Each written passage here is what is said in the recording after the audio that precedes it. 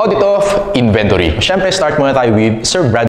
Class, let's go to audit of inventory. Siyempre, start muna tayo with Sir Brad's techniques. Okay, so if the problem is about inventory, meron kang kailangan tandaan na 3 steps. Okay, so i-copy mo muna, apply natin later.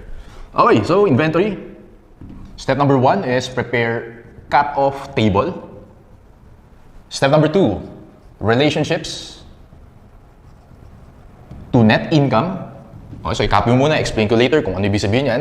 And last step is prepare journal entries. So meron lang tayong 3 steps for audit of inventory. Now, like ko sinasabi, kapag binigyan ka ng questionnaire sa board exam, ang una mong gagawin for audit practice, tingnan mo muna yung questions. Okay, so tingnan natin class. Let's go to problem number 1. So pag tingnan mo yung requirements, requirement 1, as a result of the recording of the accountant, the purchases balance of the company.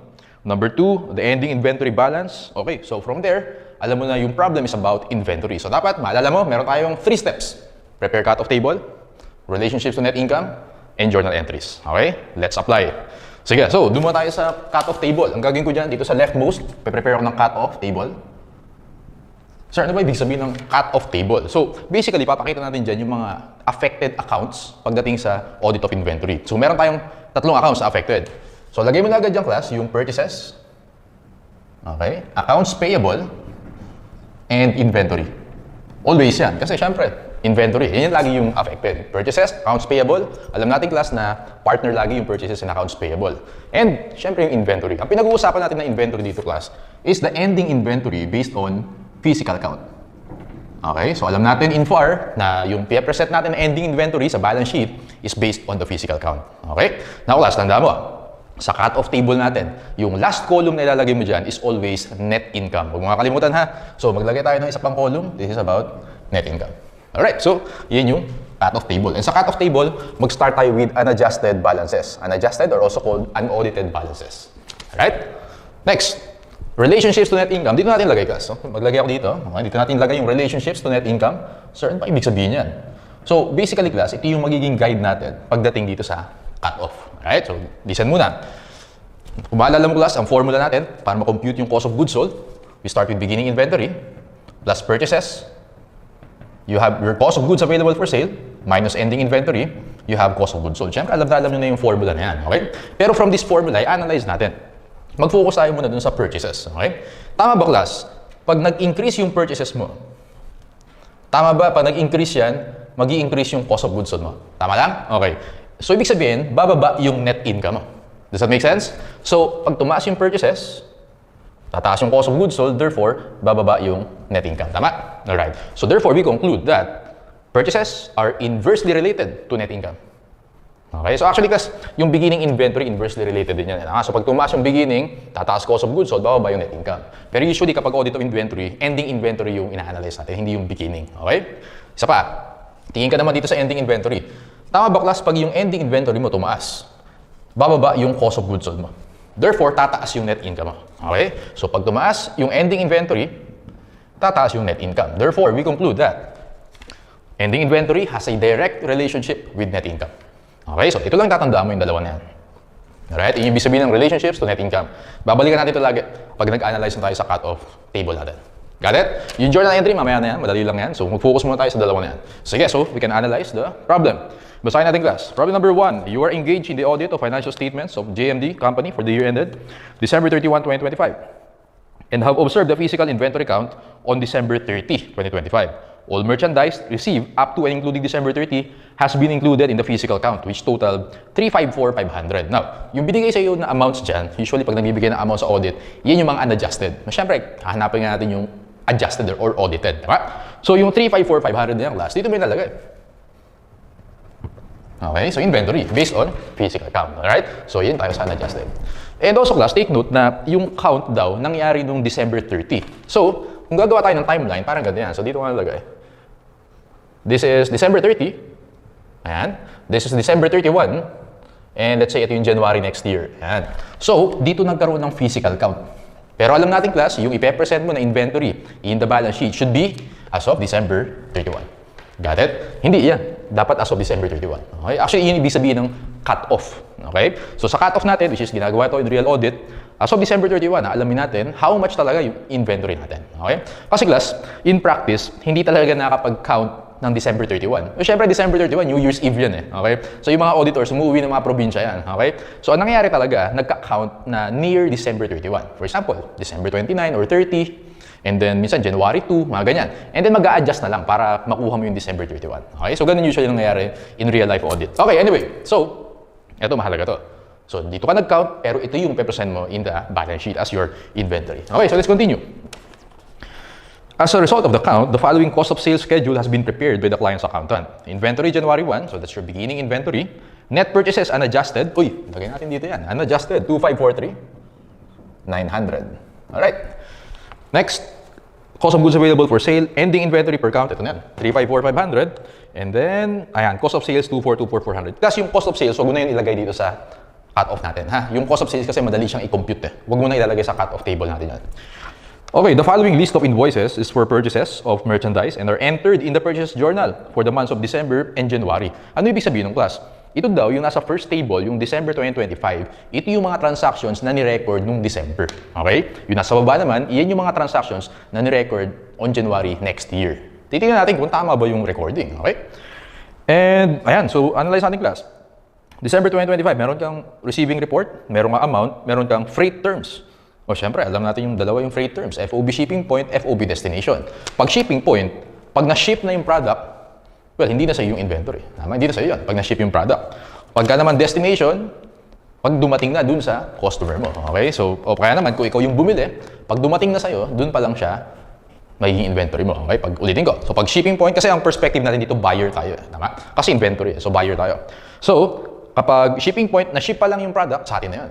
Okay? Pag FOB destination naman, dapat ma-receive natin yun bago maging sa atin. Okay? So, again, dapat alam nyo na yan sa FAR. Ulitin ko, before you watch yung audit practice videos, mangyari itong audit of inventory, dapat mapanood mo muna yung related topics sa FAR. So yun yung magiging assumption ko. Kaya yung mga shipping point destination na yan, dapat alam mo na yan before watching this.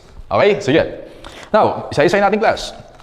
Doon muna tayo sa receiving report number 105. Okay, so freight terms, FOB shipping point, and then meron kang date of shipment and date of receipt. Okay, so class, para efficient yung analysis mo, pag nakita mo shipping point, ang next column na titingnan mo, yung date of shipment. Okay? Kasi nga, again, yun yung important kapag shipping point.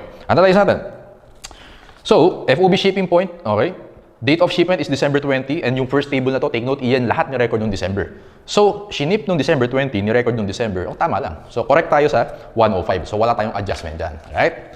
Next, receiving report 106, FOB destination, and then tingin ka agad dun sa date of receipt. Okay, yun yung next column ha, natitignan mo. FOB destination na-receive noong January 3. Pero again, lahat yan i-record ng December.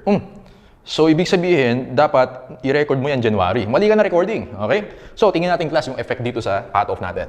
So, yung 106, mali tayo na recording. Paano ka ba nag-record ng pag bumili ka? Debit purchases, credit, accounts payable. Therefore, mag-minus ka dyan. Minus 7,800 sa purchases, lagi siyang minus sa accounts payable kasi partner sila. Alright? Now, ang next mo titignan dyan, kung na-count ba yan. Okay, so, kaya, babalik ka dito. Dito ka nag-count, December 30, na-receive mo January 3. Therefore, hindi pa yan na-count. Tama lang na hindi na-count yan kasi hindi pa sa'yo yan eh. Tama? Magiging sa'yo yan sa January 3. So, wala kang adjustment dito. Gets? Okay, now, net income. Ano yung effect niyan sa net income? Kaya ko to pinakita kanina, yung relationships to net income. Tingnan mo class ha. Dama ba, nag-minus tayo ng purchases? Kasi overstated yung purchases natin. Sabi ko dito, inversely related sila. Okay? Pag binaba mo yung purchases, bababa yung cost of goods sold. Tataas yung net income. Kaya dito, ang adjustment mo sa net income is plus 7,800. Okay? Mas madaling i-analyze kasi alam mo na inversely related sila. Okay? So, ganun siya. Pag minus to, plus yun. Right? See ya. Next. Doon tayo sa number 107, FOB destination. Okay, na-receive natin December 29. Na-record nung December. Tama lang. Ang next question, na-count ba yan? Yes. Kasi na-receive yan December 29, nag-count tayo December 30. So, walang adjustment sa number 107. Okay? Number 108, FOB shipping point, na-ship nung December 25, ni-record natin nung December, tama lang din. Ay, walang adjustment. Let's go to number 109. FOB destination, na-receive December 30. Okay, na-receive nung December 30, ni-record natin nung December. Okay, so tama lang. Okay, tama lang. Ngayon, na-count ba yan? Well, na-receive mo yung December 30, nag-count yung December 30, tama lang. Alright? So, walang adjustment for receiving report number 109. Doon naman tayo sa next table. Yung next table na yung class, iyan daw yung mga ni-record noong January. Okay? So, isayin natin. FOB destination, punta agad dun sa receipt column, okay? Na-receive noong December 31, pero ni-record noong January, mali. Okay, dapat i-record mo yan sa December kasi na-receive mo ng December 31. So, that's receiving report 110, okay? 4,000. So, dapat ni-record mo noong December. So, class, take note, ang pinag-uusapan natin is December 31, okay? So, dapat na-record mo ng December yan, plus tayo ng 4,000, plus 4,000, laging partner yung dalawa na yan, okay? Purchase accounts payable. Now, ang next question, na-count ba yan? Well, na-receive mo siya December 31. Nag-count noong December 30. So, hindi pa yan na-count. Alright? So, kailangan mo mag-plus 4,000 sa inventory. Okay, so ito, papag-isipin kita, okay? Ano yung effect niya sa net income nung adjustment natin na yan? Ulitin ko, pag purchases, inversely related sa net income. Ending inventory, directly related sa net income. Okay, so ibig sabihin, pag nag-plus 4,000 ka dito, dapat may minus 4,000 ka dito. Tama ba yan? Okay. Sa inventory naman, pag nag-plus 4,000 ka dito, dapat may plus 4,000 ka dito. So, ang mangyayari dyan, sa purchases, meron kang minus 4,000. Sa net income, meron kang plus 4,000. Ang net effect niyan is 0. Okay? So, dito sa receiving report 110, wala siyang effect sa net income. Pinakita ko lang, pero pwedeng 0 na ilagay mo dyan. Got it? So, pag understated yung purchases, understated yung ending inventory, walang effect sa net income. Okay? So, yun, nakatulong sa atin. Gets? Okay, next. 111. Okay, 111, yes. So, destination, na-receive noong December 30, pero ni-record mo yan January. Take note, yung table na, yung second table, lahat yan ni-record yung January. Mali, dapat ni-record mo yan yung December. So, lagay natin dito sa 111. Okay, so 9,700 plus mo yan sa purchases and accounts payable. Next question, na-count ba yan? Well, na-receive mo noong December 30, nag-count noong December 30, so wala problema, na-count natin yan. Walang adjustment sa inventory. Mabilis na dapat. Ano yung effect sa net income? Inversely related pag purchases. Therefore, kailangan mo mag-minus 97. Okay? Next, number 112. Okay, FOB shipping point, na-ship noong January 2. Ni-record mo noong January, tama lang. Walang correction or walang adjustment for 112. 113. FOB shipping point, na-ship noong December 23. Pero ni-record noong January, mali yun. Dapat ni-record mo noong December. So, nung 113, how much? 25,640. So, record natin siya as debit purchases, credit accounts payable, 25,640. Next question natin dyan, na-count ba yan? Well, na-receive mo noong January 3, nag-count ka noong December 30, so hindi mo na-count yan, okay? Therefore, kailangan mag-add din tayo sa inventory. 25,640. Alam natin, class? Uy, parang yung kanina, yung 110. Tama ba?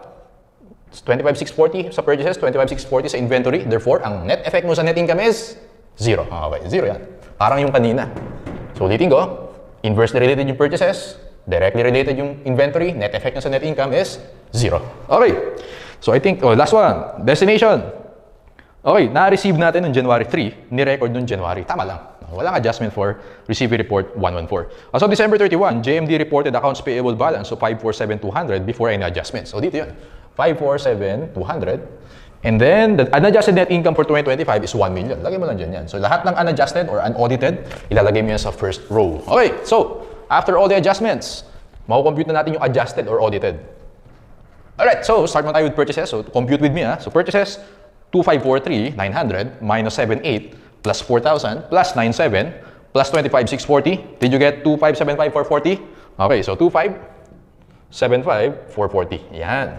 Next, accounts payable, 547,200 minus 78 plus 4,000 plus 97 plus 25,640. You should get 578,740. Okay, next. Inventory, 354,500 plus 4,000 plus 25,640. You get 384,140. So, ingat ka na lang, class, sa pagka-calculator, ha? Ayan, so 1 million for net income plus 78 minus 97, your adjusted net income should be 998,100. Okay, 998,100. Ayan. So, tingnan natin kung kaya natin sagutan yung questions. Question number 1. As a result of the recording of the accountant, the purchases balance of the company before any adjustments is... Okay, so purchases balance daw. So, tatanong sa atin kung over or understated. So, ganito gagawin natin dyan, class. Actually, before answering that, pwede na tayong gumawa ng journal entries. So, tapos na tayo sa cut-off. Okay, ito na yung relationships. Journal entries tayo. Ganito lang gagawin ko dyan. Madali lang ang journal entries. Ang technique dyan, class, i-compare mo lang yung unadjusted dun sa adjusted. Papakita ko sa'yo. Doon mo tayo sa purchases. Okay, so lagay ko dito, purchases. Compare natin, ha. 2,543,900. Okay, i-minus ko yung adjusted, 2,575,440. Nakuha mo ba yung 31,540? Nakuha mo yun? Okay, so yung 31,540, tama ba, class, ang mangyayari dyan? From 2,543, naging 2,575, tumaas. So yung purchases natin, dapat mag-add ka ng 31,540. Okay? Now, yung accounts payable mo, since mirror lang naman yan lahat, same lang yun. Okay? Kasi partner ng purchases, lagi accounts payable. So, plus 31,540 din yung accounts payable. Doon naman tayo sa inventory. So, mangyayari dyan class, yung beginning, 354,500, minus mo yung adjusted na 384, yung unadjusted versus adjusted, 384,140, you should get 29,640. Nakuha mo yun? 29,640. So, yung inventory natin, plus 29,640. Plus siya kasi, from 354, naging 384, tumaas. Okay, so after that, pwede na tayo mag-journal entry. Okay, ano yung mga adjustments natin? Number 1, ito muna. Since kailangan mo itaas yung purchases, debit purchases, credit accounts payable, 31,540. Actually, gagawin mo na naman yung journal entry pag tinanong sa problem kung ano yung journal entry. Pag hindi tinanong, hindi mo na kailangan gawin yan. Para lang ipakita ko sa inyo, no? So, ito yung journal entry. Number 2, kailangan natin itaas yung inventory kasi plus yan. Debit inventory, and we know in basic accounting, partner account yan is income summary. Okay, na kino-close eventually to retained earnings. So, debit inventory, credit income summary, 29,640. Okay, so let's go to requirement 1. As a result of the recording of the accountant, the purchases balance of the company before any adjustment is, ang sagot dito class, letter C. Okay? Ano daw yung unadjusted pa? No?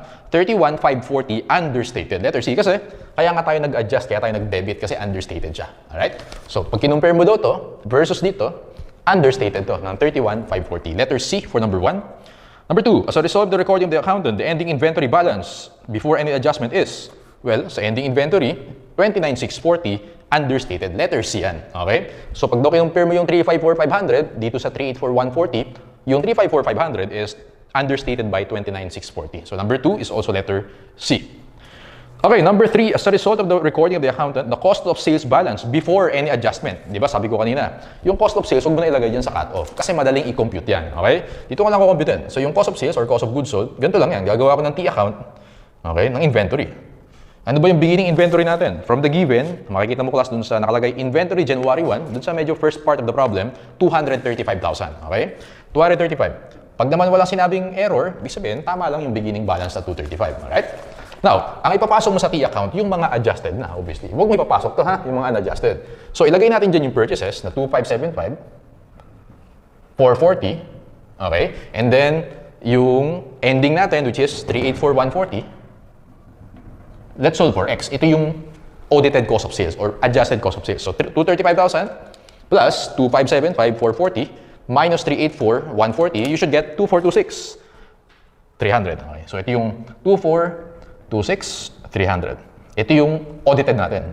Class, interchangeably gagamitin ko yung audited and adjusted. Magkamukha lang ibig sabihin nun. Unadjusted, unaudited, magkamukha lang din yan. Okay? So, ito yung adjusted. Yung unadjusted natin, class, well, given sa problem yan, yung pinakita sa atin na statement of cost of sales, yung nakita mo yung 24,24,400. Okay? So, 24,24,400. Nandun sa first part of the problem. O, tingnan natin yung difference. Yung dalawa na yan. Okay, 24,26,300 minus 24,24,400, 1,900. Therefore, sagot mo dyan, class, letter A, 1,900 understated, ha? Kasi ito yung present mo, 2424 yung client, ito yung present niya, pero dapat 2426. So, kulang yung cost of sales niya. Kaya 1,900 understated yung sagot natin. Letter A. Number 4, what is the audited purchases? O audited purchases, tingin ka lang sa cutoff natin. 2,575, 440, letter dog. Number 5, what is the audited ending inventory? Tingin ka lang sa cutoff natin. 384,140, letter boy. Number 6, what is the audited cost of sales? Na-compute na natin earlier. Ito siya, nag-P account tayo. Tandaan mo, pag cost of sales ang tanong, pwede ka mag-P account dyan. 2,426,300, letter C. And number 7, what is the audited balance of accounts payable? Answer natin, tingin ka lang sa cutoff table. 578,740, letter C. And last one, what is the audited net income? Tingin ka lang sa table natin, 998,100, letter boy. Okay, yan.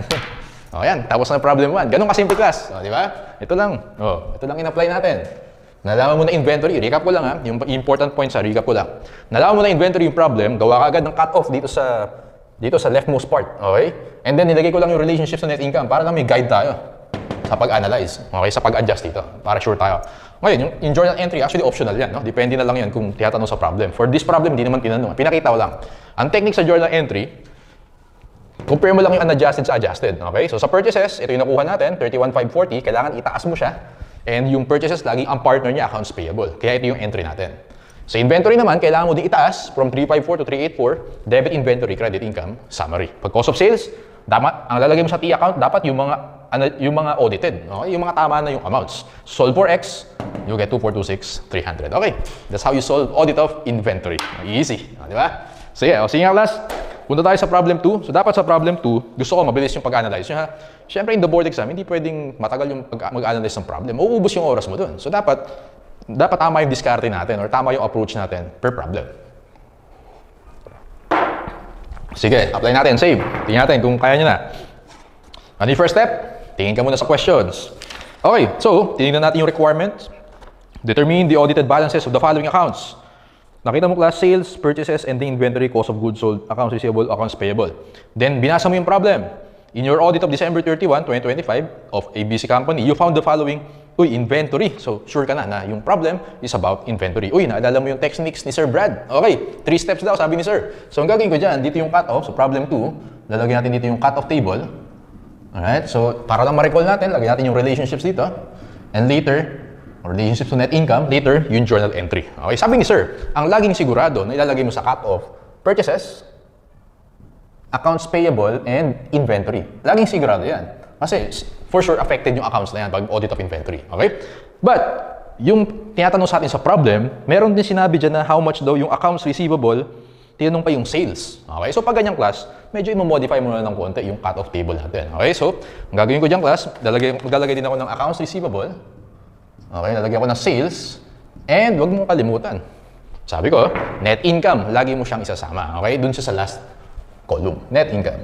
Ayan. So, lagay tayo na yan para hindi nakakalito. Okay. Start tayo with unadjusted balances or unaudited. Ayan. And then, again, yung cost of sales, huwag na ilagay ha. Kasi yung cost of sales, madali siyang i-compute. Sige, so let's read the problem. Okay, your audit of the December 31, 2025, you found the following transactions. Isa-isahin natin, class.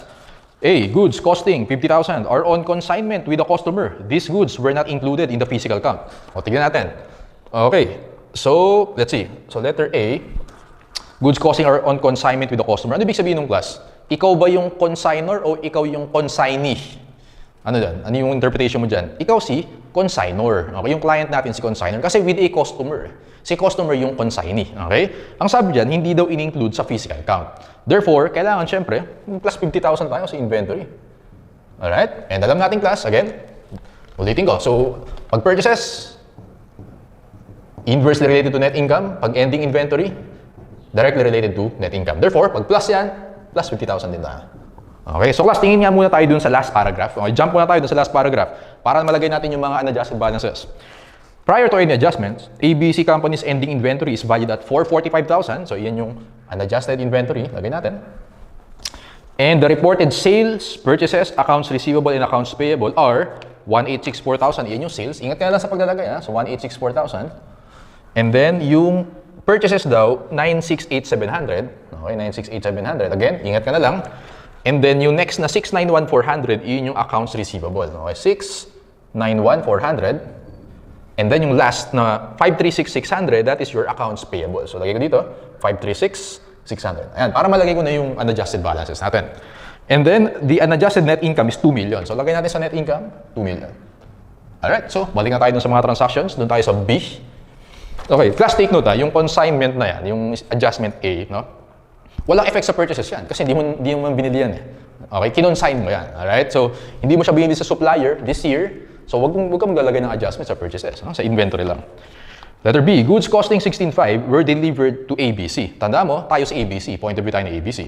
The invoice for these goods was received and recorded on January 10. The invoice showed that the shipment was made on December 29, FOB shipping point. Tayo si buyer. Mahalaga din dito class sa inventory, titignan mo rin kung buyer ka ba or seller. Okay? Sabi, were delivered to ABC. Obviously, tayo si buyer. So, na-ship yung goods December 29, pero ni-record natin January 10. Mali yun. Dapat ni-record mo nung December 29. Okay? So, gagawin ko dyan, sa purchases, i-record natin ng December. So, 16.5. Lagi niyang partner yung accounts payable, 16.5. Ang tanong dito, na-count ba yan? Well, sabi dyan, was received and recorded on January 10. So, na-receive on January 10. So, kung December 31 nag-count, wala sinabi kung kailan. So, assume natin December 31. Ibig sabihin, hindi yan account. Okay? Kasi January 10 pa na-receive eh. So, kailangan mo din mag-add ng 16.5 sa inventory. Alam natin, class, net effect ng purchases and inventory is 0. Okay? So, automatic na yan dapat. Tama? Parang kanina. Yan. So, automatic na yan sa analysis mo dapat. Letter C, goods costing 21,640 were sold to a customer. Ikaw naman si seller. Kanina sa B, ikaw si buyer, sa C, ikaw naman si seller. Alright? Which were shipped FOB shipping point on December 31 and were received by the customer on January 2. These goods were included in the 2025 ending inventory. The sale was recorded in 2026 upon confirmation of receipt of goods by the customer. So, nagbenta ka FOB shipping point. Dapat, ni-record mo yung sales nung December 31, 2025. Dapat hindi na sa'yo yung inventory kasi nabenta na yun. Tama? So, pag shipping point, na-ship mo na. Kay customer na yun. Therefore, sa letter C, take note class na binenta mo siya 38,950. Yun yung selling price. Tama? So, dapat i-record mo yan nung 2025. So, ano ba yung recording ng sales? Debit AR, credit sale. So, plus 38,950 si AR. Si sales naman, plus 38,950. Partner sila. Kung purchases accounts payable, partner, AR and sales, partner din yan. Next, in-included daw yung ending inventory. So, tama ba na in-include mo? Mali, kasi hindi yun sa iyo. Benta na yun. May customer na yun. Therefore, magmaminus tayo sa inventory. Pero ingat ka. Kasi yung i-minus mo na inventory should be at cost. Alam natin, class, yung inventory, measured at cost yan. Baka i-minus mo dyan, 38,950. Hindi yan. Yan yung selling price. Ang cost natin, yung 21,640. So, 21,640. Ngayon, medyo mag-iiba ng konti yung analysis natin sa net income. Okay? Now, alam natin, class, yung sales. Tataas mo daw yung sales. Plus, alam natin, syempre, tataas yung net income dyan. Okay? And alam natin, sa inventory, directly related. So, kung minus yan, magma-minus ka dyan.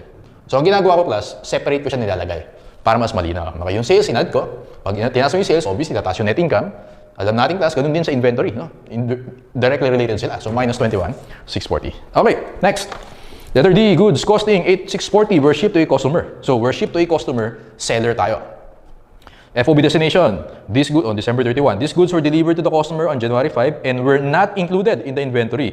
The sale was properly taken up in 2026. Dapat, since na-receive ni customer yon January 5 pa, sa'yo pa rin yung goods as of December 31 kasi FOB shipping point. Therefore, for letter D, magpa-plus tayong 8,640 sa inventory plus 8,640 sa net income because they are directly related. Okay, next. Letter E, goods costing 8,600 shipped by a vendor. So, pag vendor, supplier yun. So, tayo yung buyer naman this time. Under FOB destination, were received on January 3. Na-receive natin on January 3 and were not included in the inventory. So, tama yun. Okay? Tama lang yun. Because the related invoice was received on December 31, the shipment was recorded as a purchase in 2025. Mali yun. Dapat i-record mo yung purchase 2026 kasi 2026 mo pa na-receive yung inventory. Therefore, for letter E, minus natin yung purchases. How much? 8,600. Automatic, may minus din yan sa accounts payable. Inversely related, so plus 8,600 tayo sa net income. Okay. Next, malapit na. Dalawa na lang. Letter F. Goods valued at 51,000 were received from a vendor under a consignment term during the year. These goods were included in the physical count. This time, tayo naman si consignee. Kasi na-receive daw natin. Tama? And pag consignee ka, hindi talaga sa yung inventory. So, mali yung ginawa niya. Dapat hindi niya in-include in the inventory. So, minus 51,000 sa inventory. Directly related sa net income yan. So, minus 51,000 din tayo dyan. Okay, next. Letter G. Last one. ABC recorded a 2025 sale a 64,300 shipment of goods to a customer. So, tayo si seller. On December 31, FOB destination. This shipment of goods costing 37,500 was received by the customer on January 5 and was not included in the ending inventory figure. Okay. FOB destination, na-receive niya January 5. Pero ni-record yung sale nung December. Mali yun. So, tanggalin natin yung 64,300 sa accounts receivable and sales. Okay? And sabi din dyan sa problem, okay, and was not included in the ending inventory. Since sale siya, dapat next year pa. So, as of 2025, sa'yo pa rin yung inventory. So, plus tayo sa inventory. And also, take note, ang ipa-plus mo dyan is the cost, hindi yung selling price. Therefore, plus 37,500 tayo sa inventory. Okay, so ayan. We can now compute the adjusted balances or the audited balances. Isa-isa natin class. Doon muna tayo. Tingnan pala natin yung effect sa net income. Okay. So, since ibababa mo yung sales mo ng 64,300, obviously, ibababa mo yung net income ng 64,300. Since magpa-plus ka sa inventory, directly related yan, plus 37,500. Okay? So, ganun ginawa natin. Let's compute for the adjusted balances. Start with purchases. 968, 700, plus 16,500, minus 86. You should get 976, 600. Ayan. Next. Accounts payable, 536, 600, plus 16,500, minus 86. You should get 544, 500. Doon naman tayo sa inventory, 445,000, plus 50,000, plus 16,500, 16,500, minus 21,640, plus 8,640 minus 51,000 plus 37,500, you should get 485,000. Okay, 485,000. This is for your inventory. Accounts receivable, 691,400 plus 38,950 minus 64,300, 666,050. Next naman, sales, 1,864,000 plus 38,950 minus 64,300, 1,838,650. 1,838,650. Last item natin for net income, 2 million plus 50,000. Okay, plus 38,950 minus 21,640 plus 8,640 plus 86 minus 51,000 minus 64,3 plus 37,500. You should get 2,6,750. Ano yan? Yes, yes. Okay, 2,6,750. Ayan, so yan yung mga adjusted balances natin. Alright, now, sagutin natin class. Ano nakalagay dyan? Sales, okay, requirement number 1, sales natin is 1,838,650. That is letter boy for sales. Audited purchases, so number 2. Audited purchases natin, 976,600, letter C. Audited ending inventory, tingin lang tayo sa cut-off table natin, 485,000, letter D or dog. Cost of goods sold. Okay, so for this one class, walang sinabing, dito kasi ginawa natin, T account for cost of goods sold. Kaya lang, wala tayong beginning inventory sa problem 2. So meron tayong different approach na gagawin, no? Sabi dyan, yung unadjusted na cost of goods sold natin is, nasa yung unadjusted cost of goods sold? 943,700. Okay, so yun yung unadjusted natin. Lalagay ko dito, cost of goods sold na unadjusted. Unadjusted. That is 934,700. Okay, ganito gagawin ko dyan, class. Ano yung makaka-affect sa cost of goods sold? Purchases and ending inventory. Tama? So, ang gagawin ko dito, titignan ko muna yung net effect sa purchases. Parang ganito. Ginawa natin kanina. So, isa-isa natin, class. Yung purchases and accounts payable, tingnan natin. Again, kukumpare ko lang yung beginning or yung unadjusted and adjusted. 968,700, kailangan maging 976,600. So, minus natin.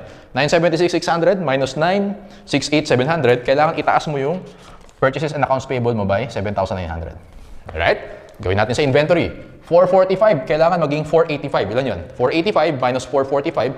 Yung inventory natin, class, kailangan i-add natin ng 40,000. Alright? Gawin na rin natin yung AR sales. Okay? AR and sales, doon na tayo sa AR.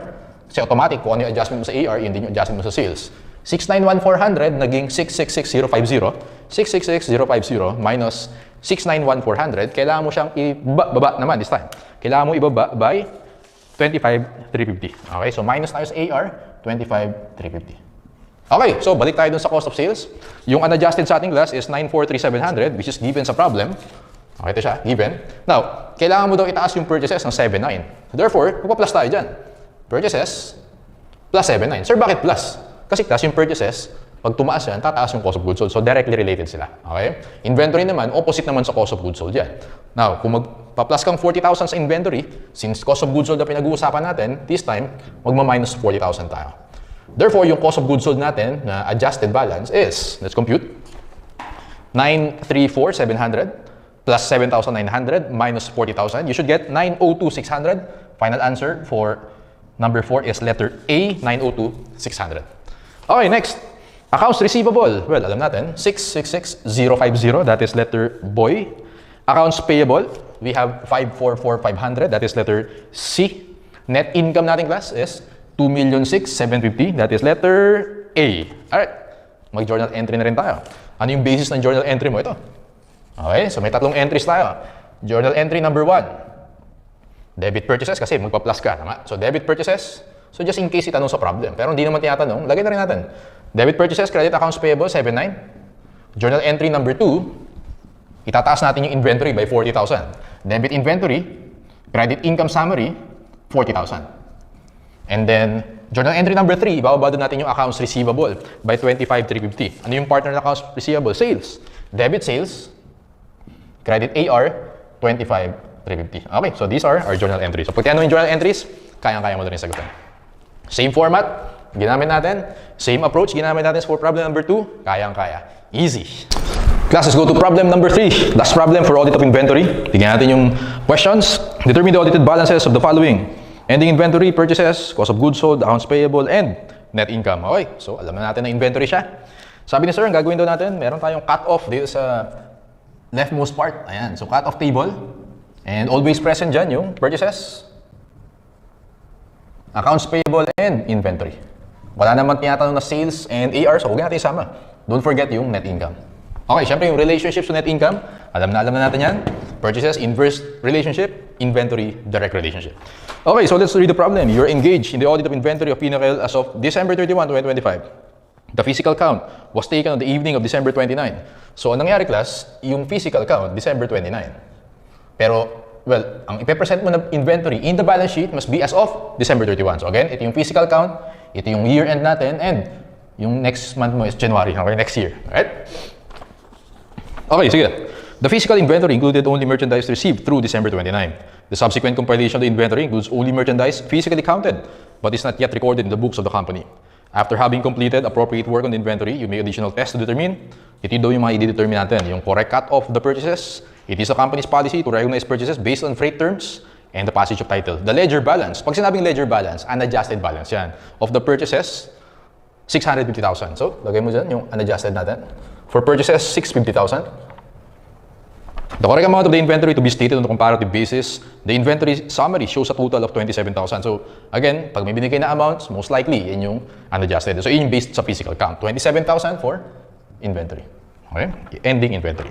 Listed in the table below are certain matters developed in the course of your tests. So, given tayo ng two tables, parang yung problem 1. Yung first table, iyan yung nirecord natin noong December. Second table, iyan yung nirecord natin ng January. Isa-isay natin, tingnan natin class kung tama ba or mali yung ginawang recording. Invoice number 140. Okay. Destination, tingin ka agad dun sa date received. Na-receive mo noong December 26. Ni-record noong December. Tama lang. Check. Okay? No adjustment. Next number. Invoice number 917. Shipping point. Shinip noong 24. December 24.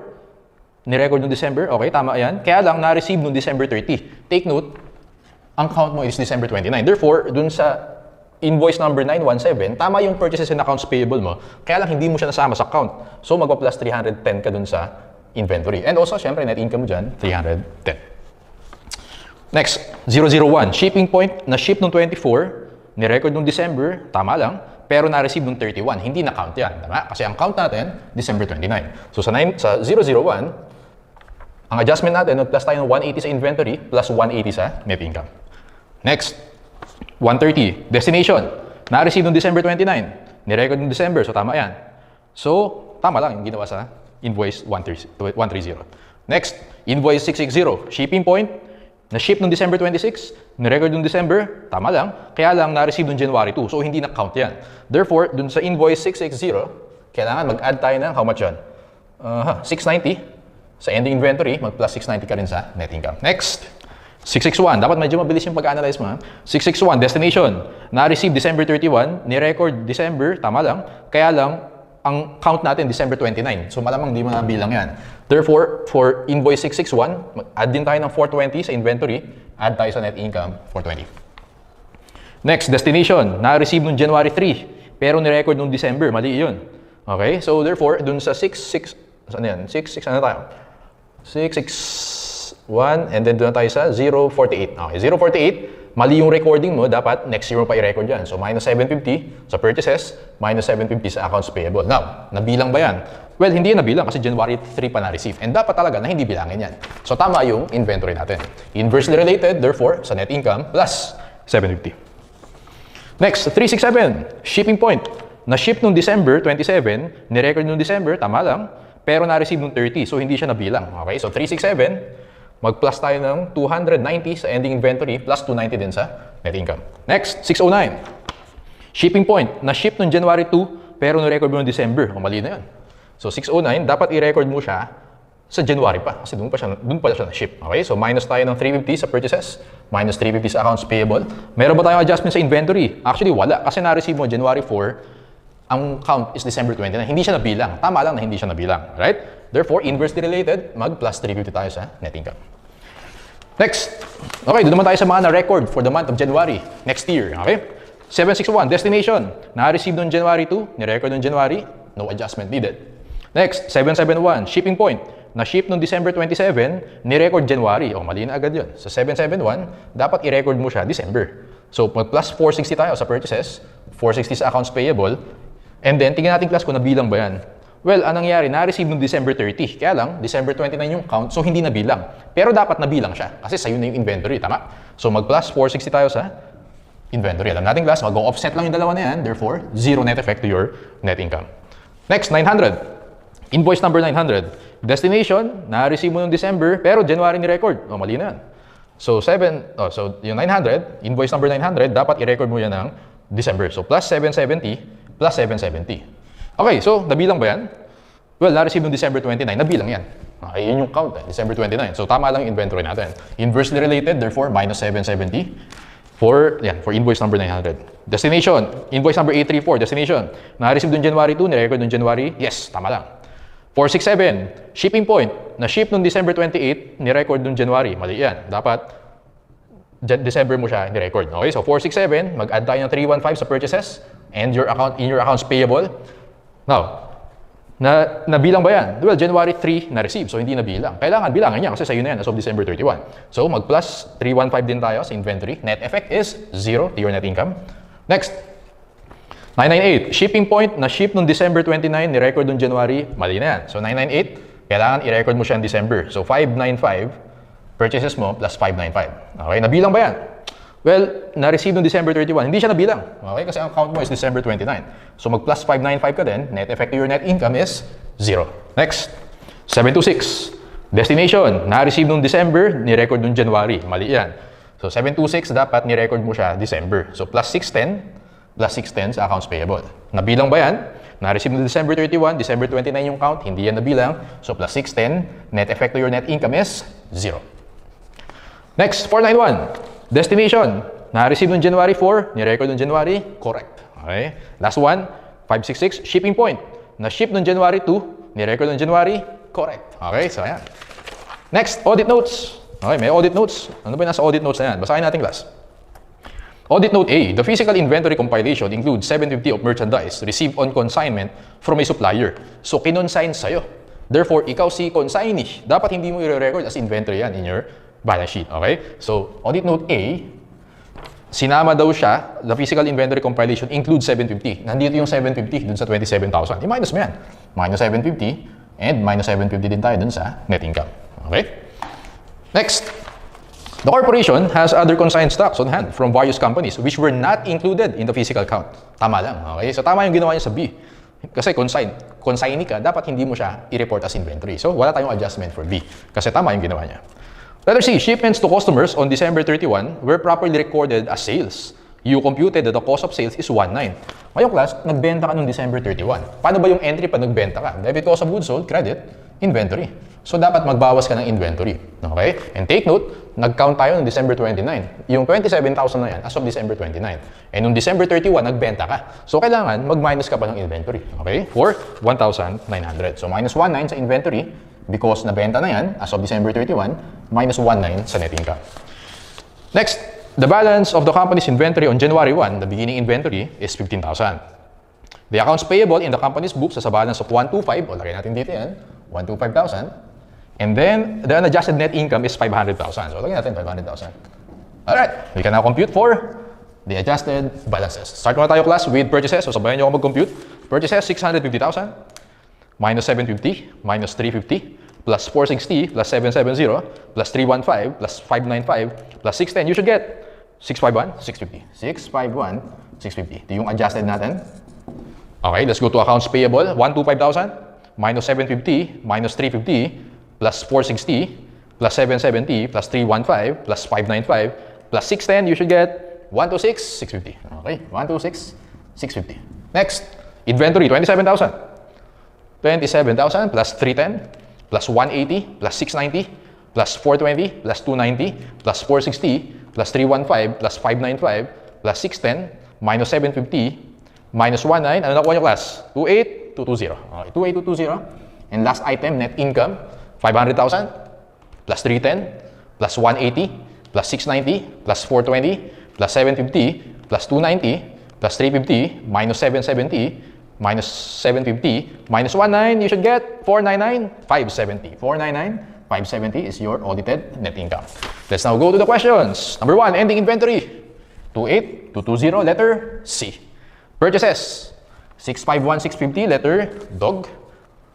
Cost of goods sold. Pag cost of goods sold, actually given yung beginning inventory, nandun sa audit note dog, audit note D. Okay? So pag given yung beginning inventory, pwede mong gawin yung T-account natin. Beginning inventory, sabi dun sa audit note D is 15,000. So, lagay mo lang beginning 15,000. Siyempre, yung purchases, 651,650. Lagay mo dito yan sa debit. 651,650. And then, ending natin, which is 28,220. Lagay mo yan sa ending. Let's solve for X.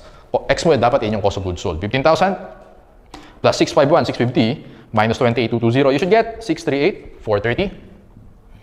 Answer natin, class, for audited cost of goods sold is boy, 638,430. Okay, accounts payable. You have, sa so accounts payable natin, 126,650, which is dog, and net income natin, letter A, 499,570. Okay, so ayan, yung mga final answers natin. So again, as long as you use our techniques for audit of inventory, kayang-kaya yan. Alright, so that's the end of our discussion for audit of inventory.